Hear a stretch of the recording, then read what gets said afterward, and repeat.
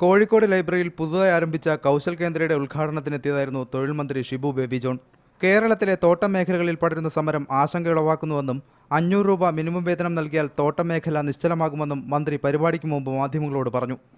കയ്യടിക്ക് വേണ്ടി 500 ആളെ പ്രഖ്യാപിച്ചാൽ ഈ മേഖല മൊത്തം നിശ്ചലമായി കഴിഞ്ഞാൽ പിന്നെ അന്നേരമാണ് ഈ തൊഴിലാളിക്കാണ് നഷ്ടം.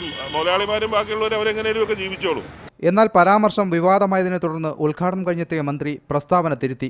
ഞാൻ ഒരു ഘട്ടത്തിലും ഇന്നത് കൊടുക്കാമെന്നോ ഇന്നത് കൊടുക്കത്തില്ല എന്ന് ഞാൻ പറഞ്ഞിട്ടില്ല. ഞാൻ ഇന്ന് രാവിലെ 500 രൂപ കൊടുക്കത്തില്ല എന്നല്ല ഞാൻ പറഞ്ഞത്.